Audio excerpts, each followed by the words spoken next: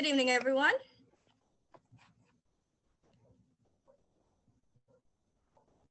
Evening, Miss. So tonight we are having our second session for the week, and this is our theory week. Just want to remind you that you have between now and the 10th of October to complete your first test. Please don't forget that this test has a password attached to it. The password is highlighted in yellow. So if you haven't written it down as yet, you need to do so. That's capital M, capital I, $, common T, common E, $, common T, 01. There are 30 multiple choice questions as well as true or false, and it's only covering content from chapters 1 to 3. There's one caveat though.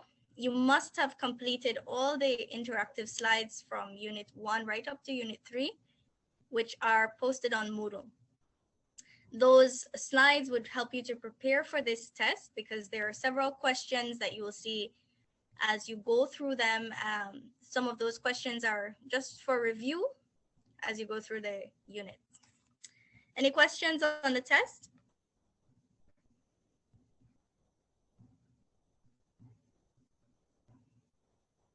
Okay. So have any of you attempted it as yet? Hi, good night, Miss. Good night.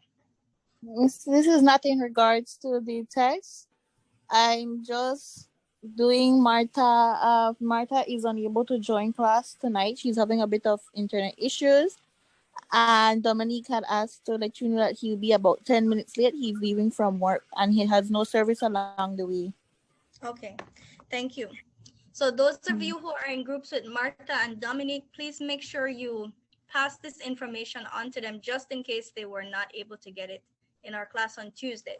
But I did go through it on Tuesday, and I'm hoping that in your teams, you make sure that if a student is missing or sick or absent for whatever reason, you still try to keep them in the loop so that they're not at a disadvantage. All right. So we're going to be doing a little review activity using a tool called Kahoot. So in your to do this activity, we normally ask you to have 2 devices. If you have a phone nearby, you can use the phone, and then the other device you could use to watch my screen. Some persons have been able to use 1 device to do it. So what will happen is that from the screen you're looking at, you will see some questions, and then you'll be given some shapes that correspond to options or answers. You have to click the correct one, and we're going to see who gets the top score at the end of the activity. So right now you're going to go to the website kahoot.it for this game.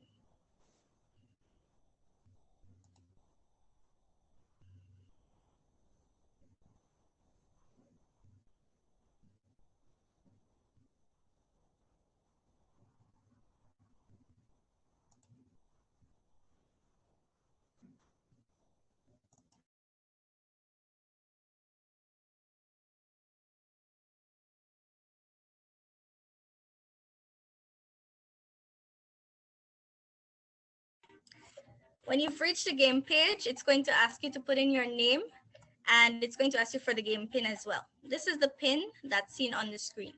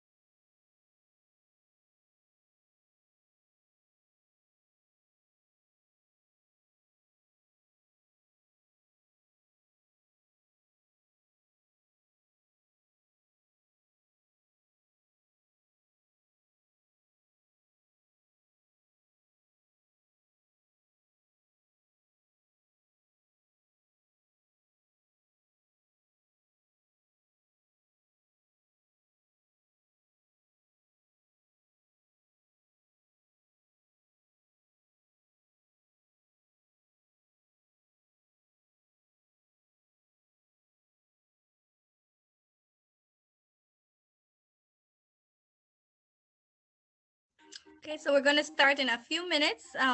I noticed a few persons dropped out. Are you guys having some difficulty accessing the game? No, miss. Mine is just my internet, miss. Okay. All right. So we're going to start with who is here.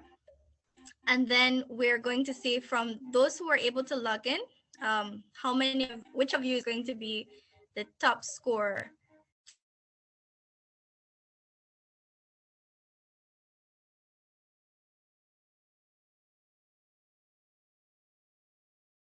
You'll have to read the question and then select the shape that corresponds with the correct answer. So this is the question. These are the options.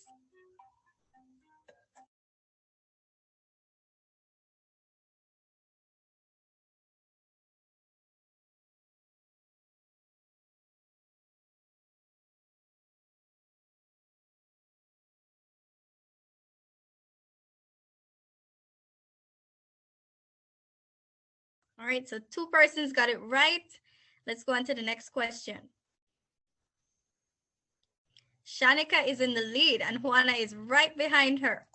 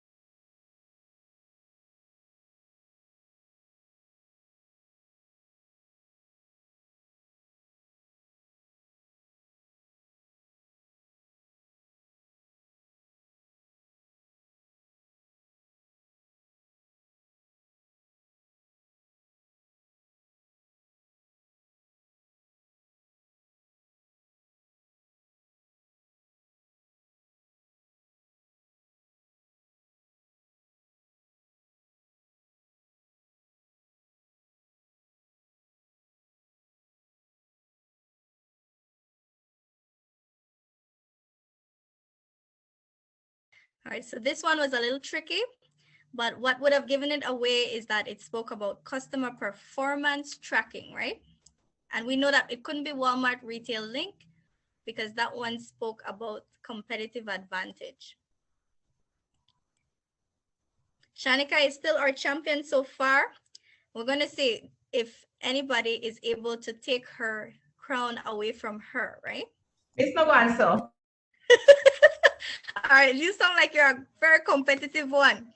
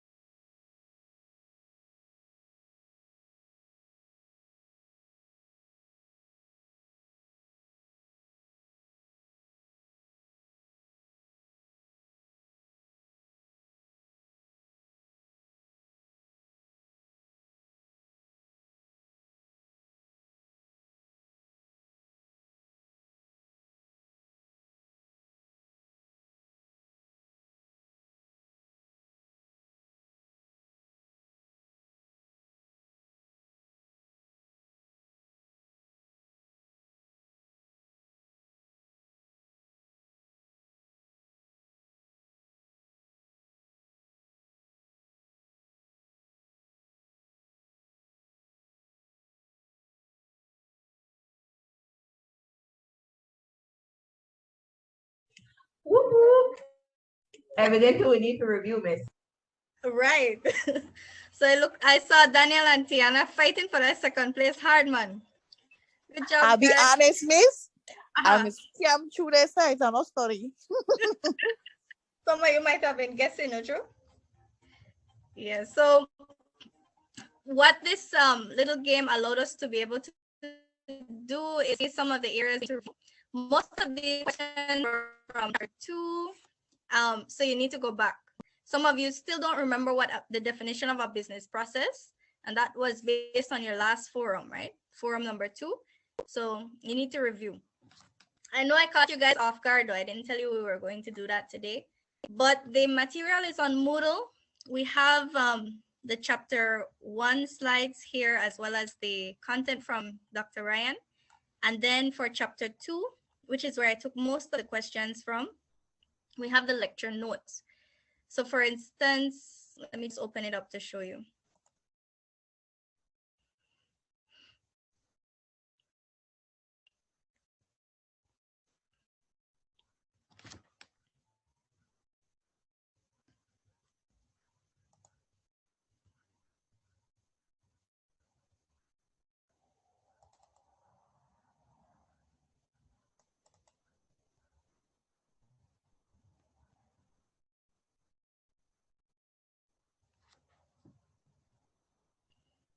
Okay, so the chapter 2 notes will be here, and it starts with asking us what are business processes, how they're related to information systems. The first chapter was really summarizing the 5 chapters that we would be looking at. It told us what an information system was, the 3 aspects of an information system. And then as we looked at business processes, we know that it looks as the flows within the different units within a department. It looks at processes and how they are supported by the enterprise systems. Some of the functional areas you should know by now are manufacturing and production, sales and marketing, finance and accounting, and human resource. These all came out in the practical project number 2 that you did, as well as forum 1. So once you go back to those, you'll remember these areas because you had to work with them. Later on, you had to look at the different management groups. And for those management groups, we mentioned different types of information systems. We said this first one, the transaction processing system, is the one that every other information system is built from. Although it's not as popular as it used to be when it was first developed. The reason why it's not as popular, I should say, is because it's limited. It only allows you to see very basic reports. For instance, it will show you who did the activity, or it might just list the products that you have. But now we want a little bit more than that. We want sheets of data or data sets that we can actually use to interpret and predict trends, etc. So this system was limited. However, people have been developing them and building on the system so that we can do a lot more with it. We can now get Excel sheets that we can analyze data sets from previous years of operation, and we could see how businesses are transforming as we go through the years of operation. All right, so there's also the MIS, which is usually used in middle management, as well as the decision support system, which is one of those that is debatable, because we see that decisions are usually made by senior level management. However, the decision support system is used at middle management level, and it uses internal data, but it also combines it with external to analyze various decisions that management has to make from time to time. So this data now is sent up to senior level management. They can view the reports, they can view the analytics, and from that, they can make decisions which will impact the success and future of the organization. Finally, you have the executive support system, which is used by senior level management. And this is all the way at the top of the hierarchy. So it's a strategic level system. Then we spoke about systems for linking enterprise. I asked you guys to look at Dr. Ryan's interactive slides for this. And in the enterprise applications, you would have seen several.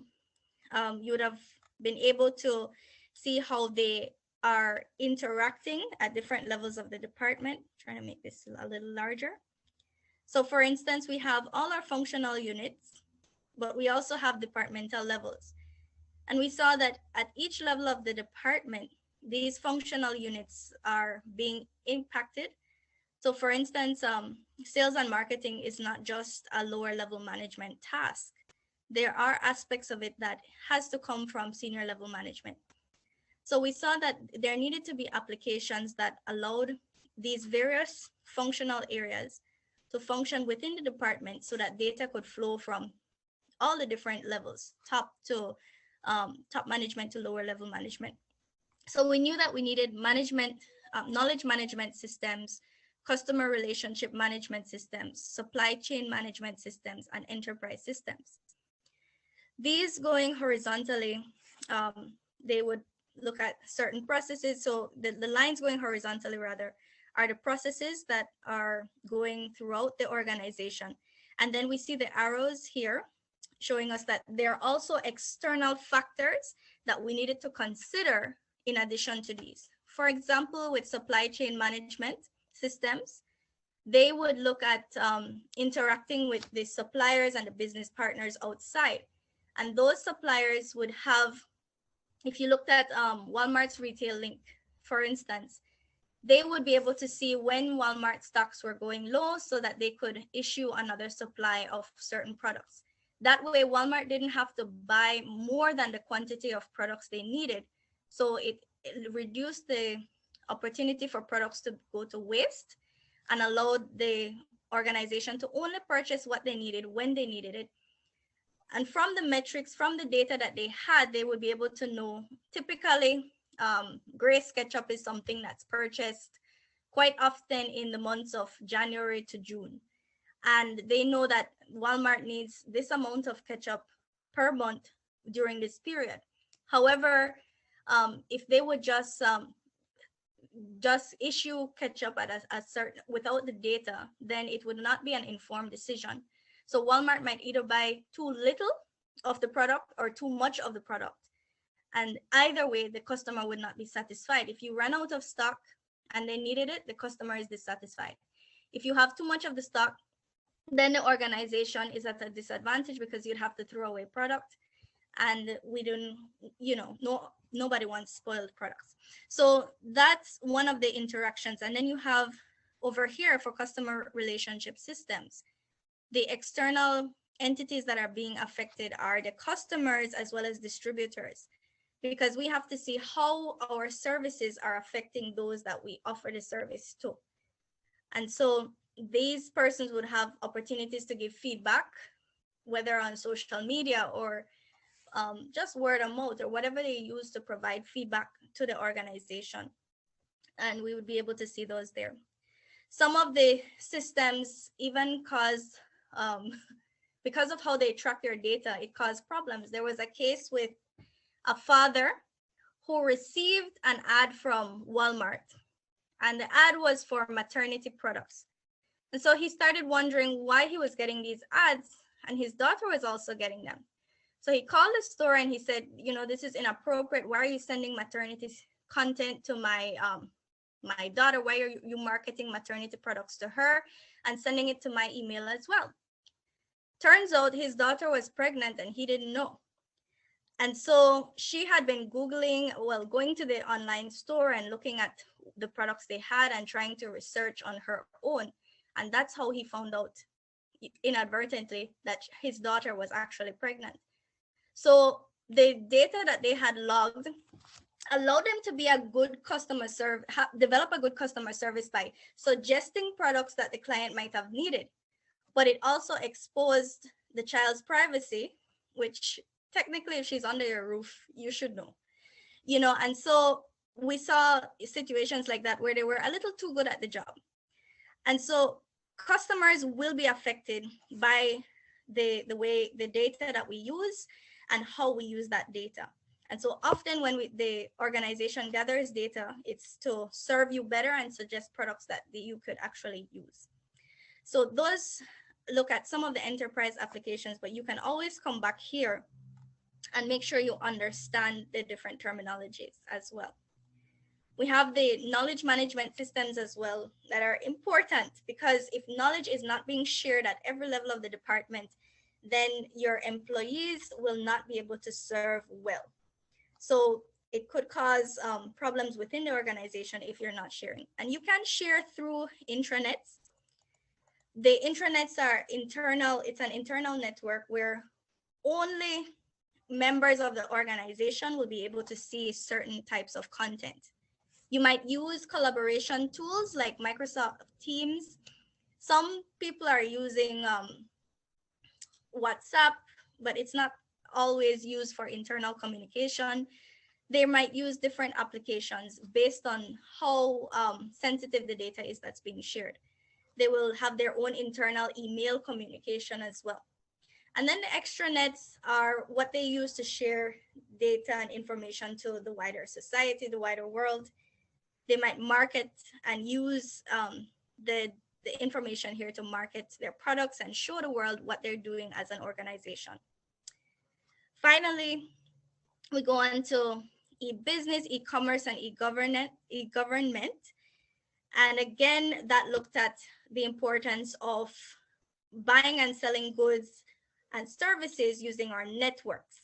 One of the advantages we have today is the internet. Because of its ubiquity, everybody has access to just about anything that has been published on the net.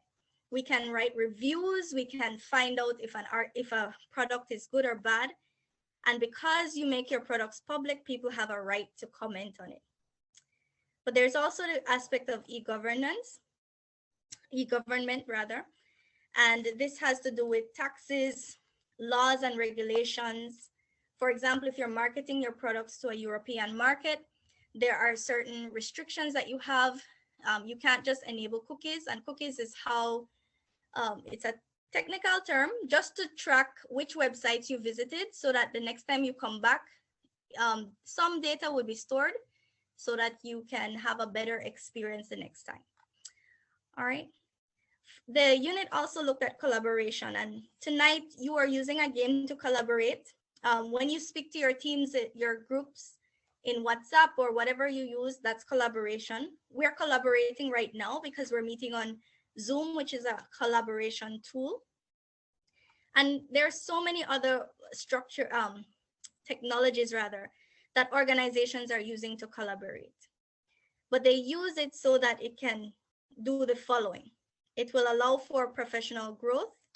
It will change the organization to a flattened structure. And so typically we had bureaucracies where top management made all the decisions and then it just flowed down. But in flattening the organization, we're getting rid of certain levels and decisions are being made a lot quicker because you don't have to go through as much red tape. Middle management and some supervisors are given a level of authority to make certain decisions on behalf of senior management. And so the operational workers can get responses a lot quicker. And we're seeing that change. We're also seeing the change in the scope of the firm, and there is a great emphasis on innovation. In Grace Kennedy, Jamaica, I don't remember the year, but they opened in their department a section just for coming up with ideas. And that unit within Grace Kennedy, they would just brainstorm, look at problems that people had day-to-day, simple things, and come up with new products and services that they could market and produce on a mass scale. One of the idea lab sessions, one of the employees, came up with the idea of cup oats. So we already know about ramen noodles and cup noodles, and they said, why not do this for oats? So they have this styrofoam cup, they put the oats in there, they put in the whatever they want to use to season their oats, and then of course, all you would have to do is add water, put it in the microwave, and you're good to go. So it's typical to Quaker's little packaged oats. However, this one comes in a cup.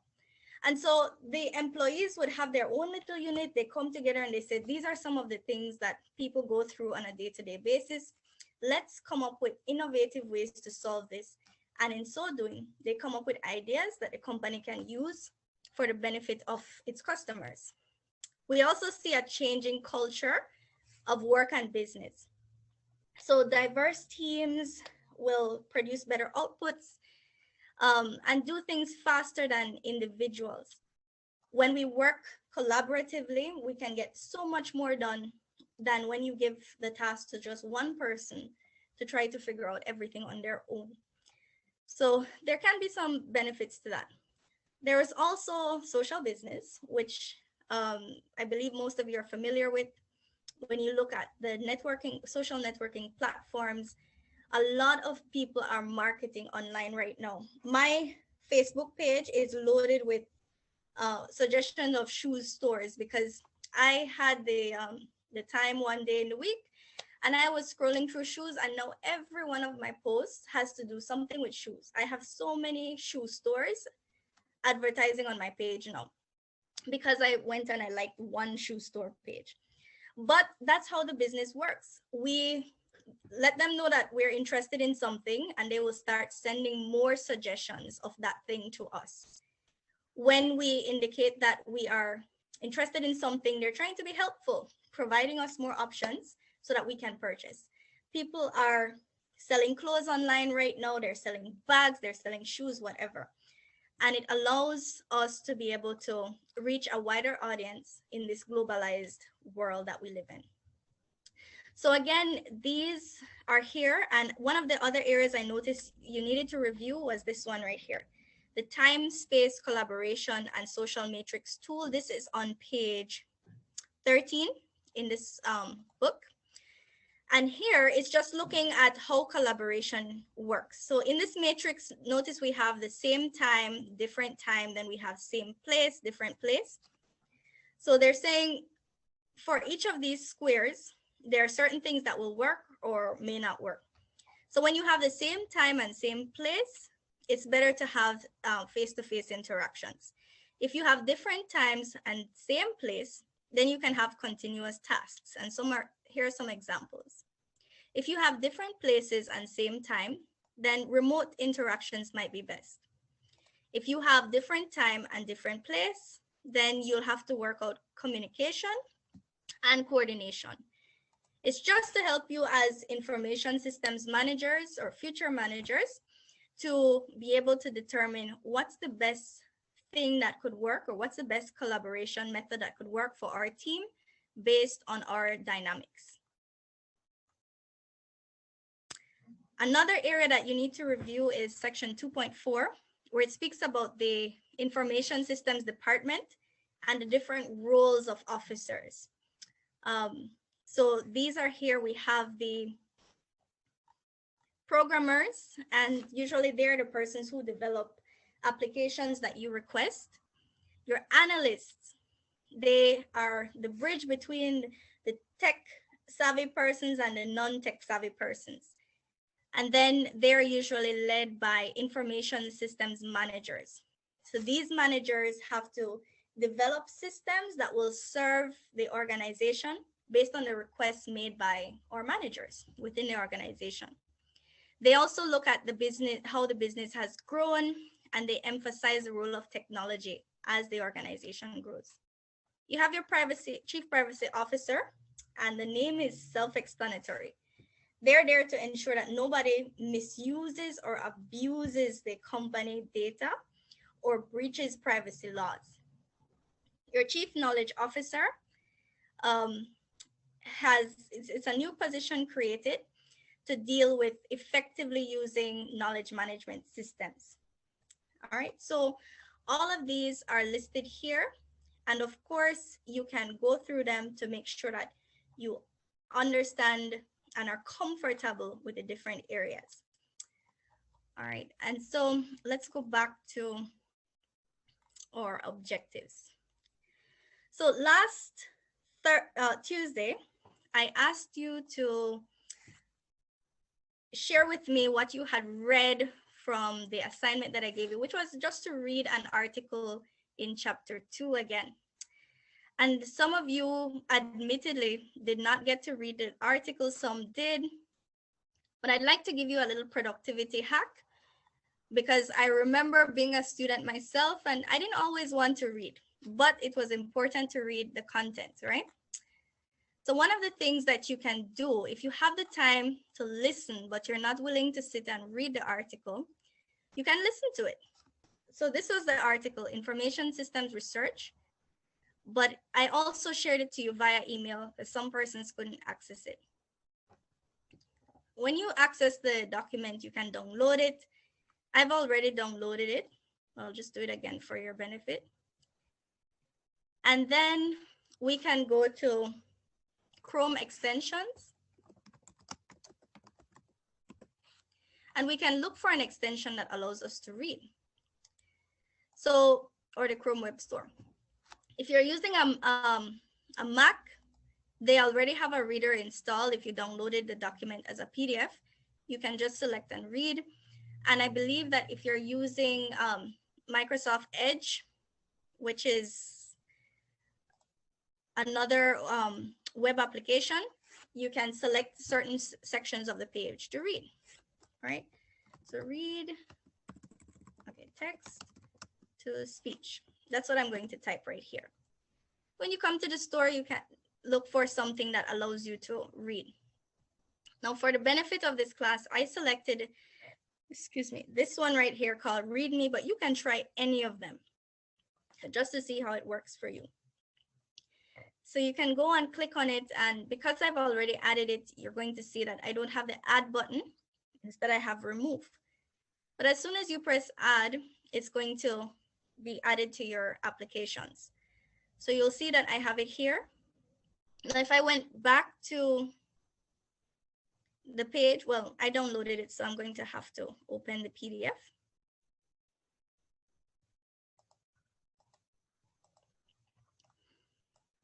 In Adobe. But I don't think that you guys will be able to see that. Let me share the entire screen, just a minute.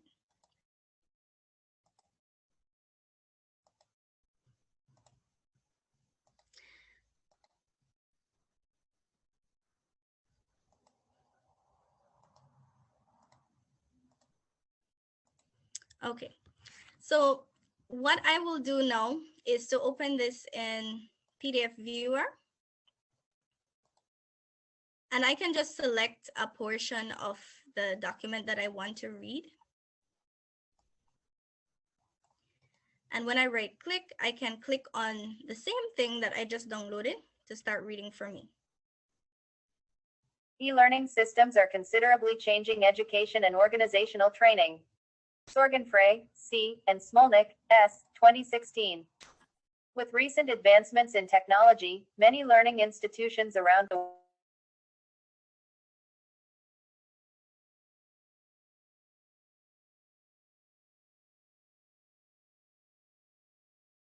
environment by converting the traditional classroom into an online digital classroom for both lecturers and students. The rapid development of information systems and internet technology has brought many educational innovations that can eliminate the boundaries of conventional teaching and learning. However, universities and their members, including students, are still experiencing challenges in understanding how to access e-learning practically and what type of direct benefits can be gained before e-learning can be implemented at their universities. Monmouth and Usagawa, T. 2018. Despite the implementation. Okay, so I just got it to stop. Now, what it does, it just reads it for you. So if you have some time, you can quickly download something like that, any of the text-to-speech applications that Google's web store has, and then you can just listen. You don't have to listen to the whole document. You could read it in small sections so that you remember something from what is being read to you. All right, and so that is one productivity hack that you can use just to get your work done and ensure that you're able to still meet the objectives on time. All right, any questions at this juncture?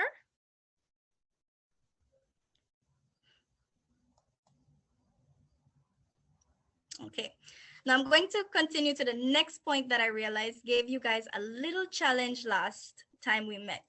And this was the models and theories for research. I found this short video, and this presenter rather, compared several models, but I stopped it to only show one of the models, and that's the La-Dene and McLean, because I'd like you to pay attention to this model. So I'm going to let it play, but I want to make sure you can hear the audio as well. Just a second. Okay, I think it should.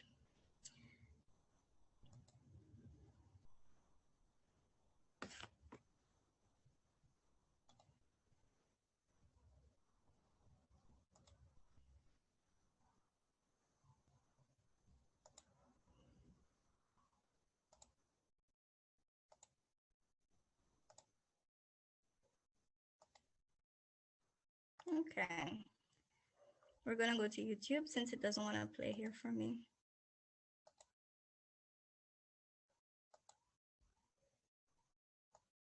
That's theoretical framework. So let's go through. The La-Dene and McLean information system success model was developed by La-Dene and McLean in 1992, and this is their model. What they are saying is that information quality, the system quality, and the service quality informs someone's intention to use a system and using it, and the person's satisfaction. So if you are integrating, if you have integrated any technology and want to know the people's satisfaction, you can use this model. And the satisfaction leads to the net benefit. And the net benefit also leads back to the satisfaction and the person's intention to use. So if the thing is beneficial, the person will use it. And if the person uses it, it becomes beneficial. If the person is using it, it informs the person's satisfaction. Okay. So these are, so it is, the model is saying that when you are looking at information quality, then you must check the reliability of the system's information, timeliness. If you need it, does it come? Completeness of the information and how it is presented. So all these things affect the usability or the satisfaction of a system. And the system quality, the response time, if you click on it, does it come quickly? So when you have integrated any technology, you can use this to check the user's satisfaction or their intention to use, or they are using it. Okay, so functionality, how flexible it is, and then the reliability. The service quality, we'll be looking at the response. Is it responsive? What is the attitude? What is the competence, accuracy, the reliability? So all these ones are also under the service quality that affects information success. Okay, so you can use this to assess somebody's user satisfaction or their intention to use it and the benefit that will come out of it. Okay, so the success model identifies, describe, explain the relationship among the 6 of the most critical dimensions of success, along with information systems which are commonly evaluated. Okay. Now the next. Okay, so this model is one of the things that some groups were having struggle with, or struggles identifying. And the reason why we use the model is to help us to guide our study for the research project. In your research paper, so far you have identified an organization, you know the information system that they use, and now you are deciding which articles you're going to use for your research. As you identify the articles, you want to pay attention to articles that speak about user satisfaction or the success of information systems and the successful implementation of them. This presenter broke it down, and I liked how simple he made the explanation of the Delone and MacLean model. Just in case you haven't read it as yet, this is what it speaks about. It's looking at these crucial areas. For any student who has done research methodologies, your lecturer would have told you about identifying variables. These are some of the variables you would need to identify, or some of the terms that you would need to address as you speak about your system and the success of it. A while ago, I was showing you a document, and this document was prepared by some students right here from the University of Belize. So I decided to use this one instead, just to demonstrate why the model is so important as you write up your paper. These students looked at measuring the success of Moodle at the University of Belize. They kept their topic very simple. It's just measuring how successful Moodle is, and it says where the research was done, right? So some of you are still battling with your topic, and you can keep it simple. What is the topic about? What are you really doing in your paper? And where are you focusing your research on? So they tell us the scope. And then we have the names of our authors. They have their abstract. The introduction, notice it's not a very long introduction. It's only 4 paragraphs. And they're just telling us what e-learning is. We're learning about the Moodle information system and how it benefits the organization, how many students are using it. And this also lets us know who are the users that we're referring to. Are we using staff in our evaluation, or are we referring to students? And then, of course, they go on and they speak about the scope. They further speak about the scope in looking at the University of Belize Belmopan campus, because we have several campuses. Okay, so now in the literature review, notice how they start. And just for demonstration, and so that people follow, I'm going to ask for a reader. Let me start with Dominic. I'm going to ask you to read this for me, and then we're just going to look at what was written in that first paragraph. Just this paragraph here. Like, I don't feel me, I call my name just now. Yeah, I just clicked on participants and your name showed up, so. Okay, starting from according to La-Dene, okay. Literature review. According to La-Dene 2016, information system is a set of interrelated components that collects, processes, stores, and distributes information. It supports decision-making, coordination, and control in a business. Information technology is vital for businesses in today's generation because businesses are constantly looking for ways to become more innovative and revolutionary.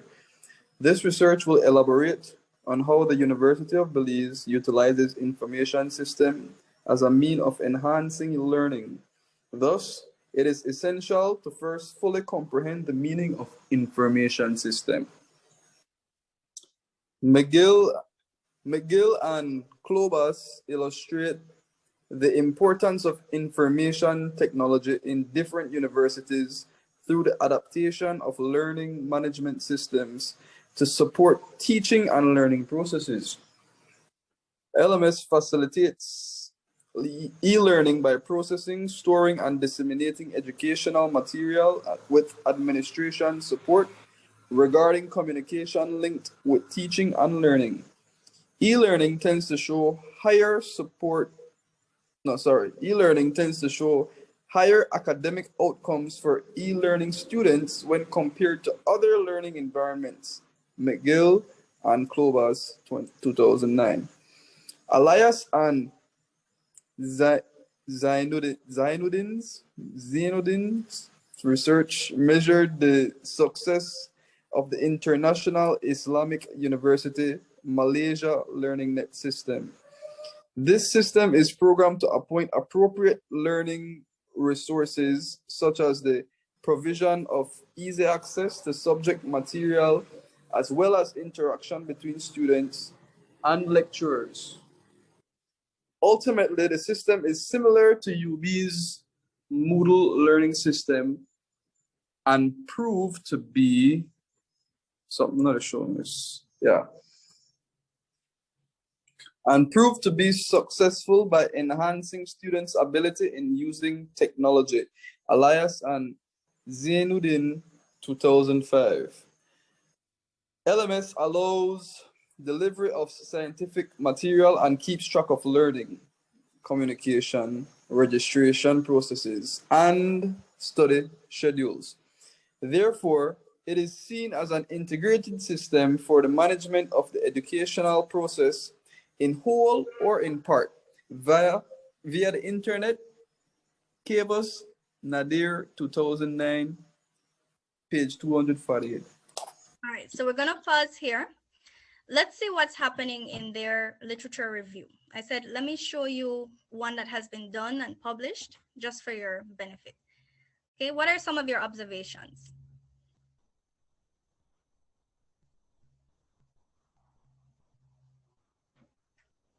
Okay, let me pick on names in class. We'll start with Miss Karen.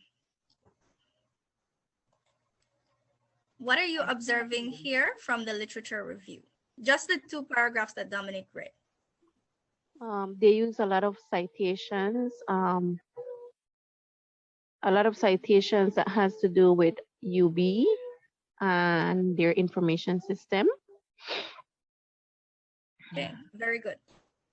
Notice they also made mention of the type of information system. They categorized it as an LMS. And they found authors that supported or also spoke about LMSs because UB is an LMS. So when you are writing, you're going to think about how you're going to introduce your literature review section. They started by defining what an information system was. You don't have to use the same structure that they did, but the idea is that you want to speak about what the system is and then start looking at what authors are saying about that system. So they found several authors. Now, one thing I would discourage you to do is to go as far as 2009 when you're researching. I mean, for some papers, if you really can't find more recent articles or more recent papers, then I don't expect to see anything in the 19s, but the 2000s I might accept. If you can find something more recent, I would prefer that. However, I don't want to see anything from 1995 or 1999. I will accept from the 2000s when you're citing your authors. And they are looking at the different authors, and notice this one says, based on these researchers measure the success of this particular university. This is not the University of Belize's system. This is a totally different university, and they're comparing this system to the one at UB. So they're saying this system is programmed to appoint appropriate learning resources as the provision of easy access to subject material. So they tell us what the system is about, and they're going to tell us how this system is going to help to inform our study of this paper. Why are we using this these authors' research? So this is what they answer here. And they're saying, we're using this paper because their system is similar to UB's Moodle learning system. So they justify the use of every single author that they use in their paper. And they're saying their system was successful. So because their system was a successful one, we can compare it to UB's system because we don't know as yet if UB's system is successful or not. And they go on to tell us about how the LMS allows for the delivery of scientific material. Some of the benefits: it keeps track of learning, fosters communication, assists in registration. It allows you to create study schedules. And they go on to prove their point. So as you continue, they even introduce other researchers. And so they tell us about another researcher. They're saying this person's research looked at e-learning, not just the LMS, but he's looking at e-learning. And it's not only a set of courses on websites, but rather learning activities in educational institutions. So they start comparing other authors and what these other people are saying about the systems. So as they continue, they go on to this fourth paragraph. So let me get a female to read this time. Let's hear from Keisha. Can you read for us? Now, I can't help you with the pronunciation of some of these names, so we're going to read along with you, okay? It's really kind of the stroll or slow. No help. Yeah, I saw you struggling. Good job, though. Yakubu and Dasuki 2018 used a modified La-Dene and McLean information system success DNMISS mode to determine the success factors responsible for students' adaptability to Canvas e-learning system in a private Nigerian university. They omitted the net benefit process Miss Anagata Megasis in DNMISS model. The study was based on the assumption that system quality, service quality, and information quality are the determinants of user satisfaction and behavioral intention to use Canvas.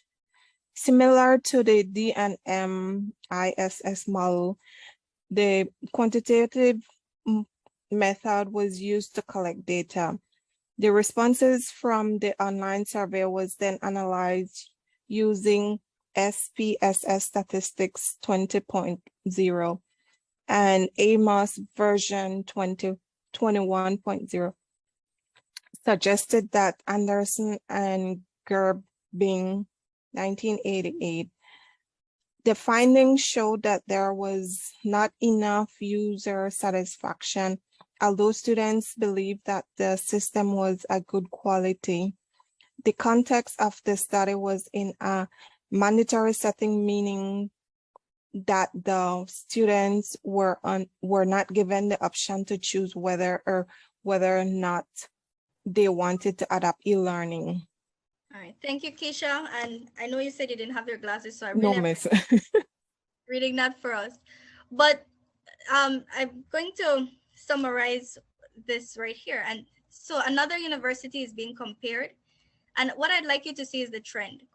For each of these paragraphs, they're speaking about a paper that was read by some authors or contributors.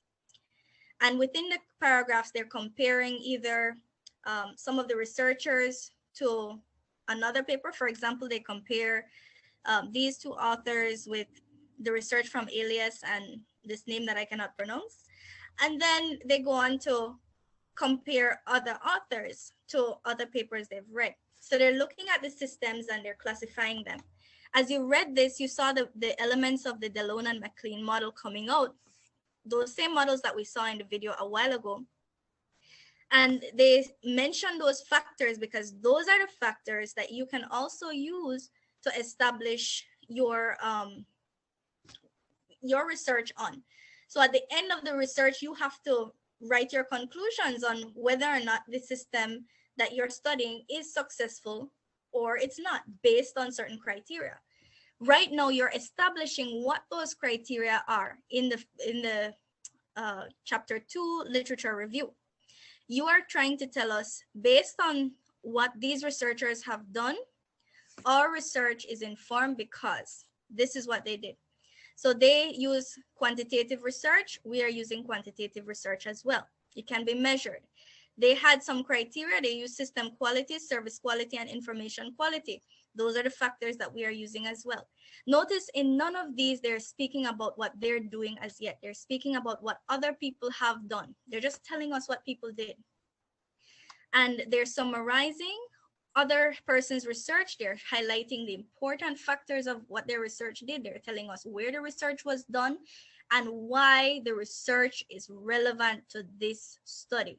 So you can't be studying a learning management system and then telling me about how airplanes work and why an airplane information system might be relevant to this, because they're not connected. They're two different aspects of study. So you have to ensure that the papers are in agreement with what you're studying, and they add value to your research, they inform your research, and you must justify it. They even highlight the methods that the researchers used to determine the performance. So as you read with this in mind. What are these persons researching? Where did they do this study? How did they determine the success of the system? Is the system similar to the one I'm studying? And as you go through, you want to find the answers to those. You write up your summary for every paper that you read that is relevant to your study. You could write a paragraph or two that summarizes the important points from that entire article.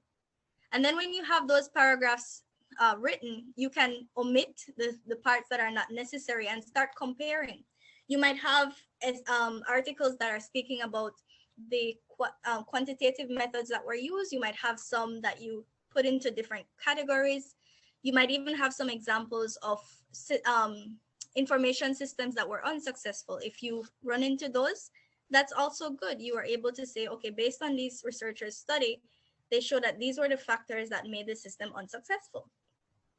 So I shared this with you so that you would have a first-hand idea of what you'll be working on, yes, but also to see what should be included in your literature review. Now, for the students doing Moodle, I don't expect you to copy and paste this. This must be your original work. So you can't use the same topic because this topic has already been chosen. But you can modify your topic to reflect something similar. All right.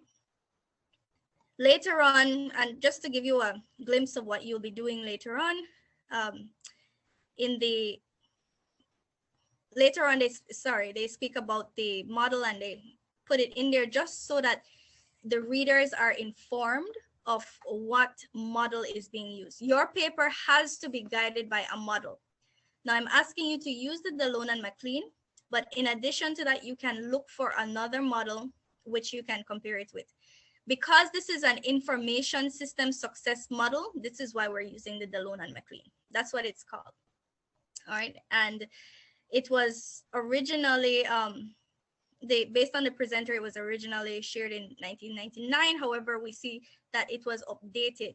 And this model is what we will use to inform this study. So you have to have something to show that I can trust your work because you are using the information from the body of knowledge that has been tested, it has been proven, it has been established that this information is accurate or these tools are accurate, and this is why I can trust your work.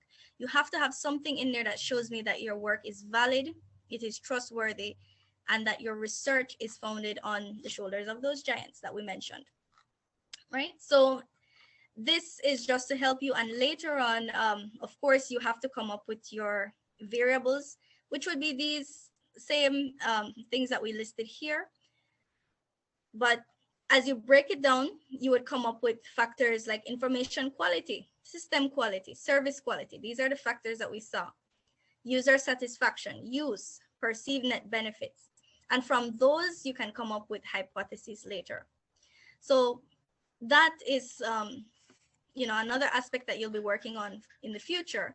But right now, you are finding papers that you can extract some data from that is similar to what you're studying and tell us, all you're doing is telling us what they did. What did these people do in their research and why is it going to add value to your paper? Why can you use their study to inform yours? All right. So I'm hoping that this clarifies and makes it a little easier for you as you work on your literature review and as you finalize chapter 2. Any questions?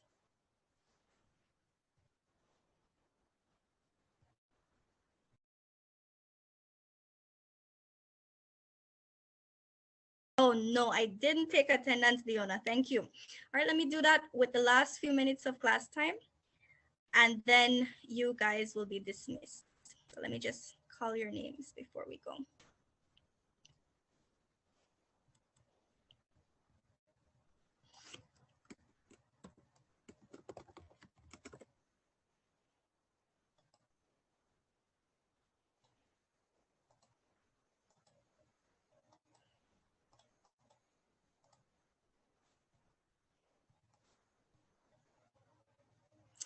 All right, Shanley? Not here. Tadicha?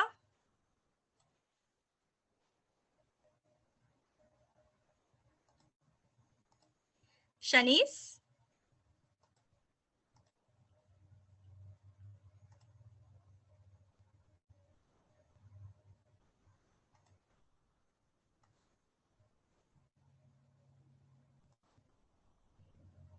Juana?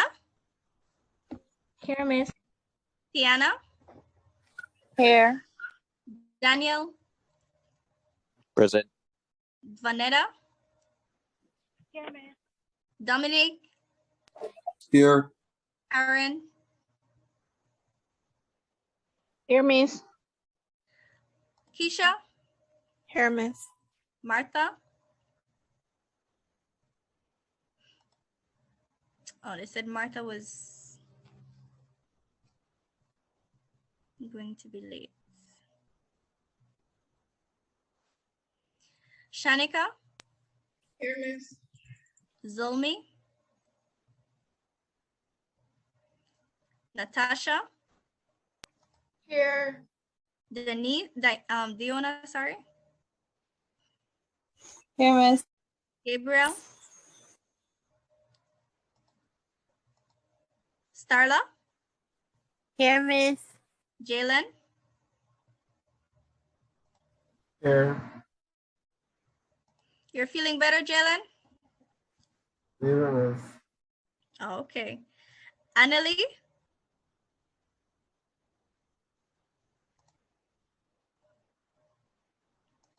Okay. So I have Annalie, Gabriel, Zulmi, Martha. Well, Martha, they said she sent an excuse. Shanice, Tiricha, and Shanley absent.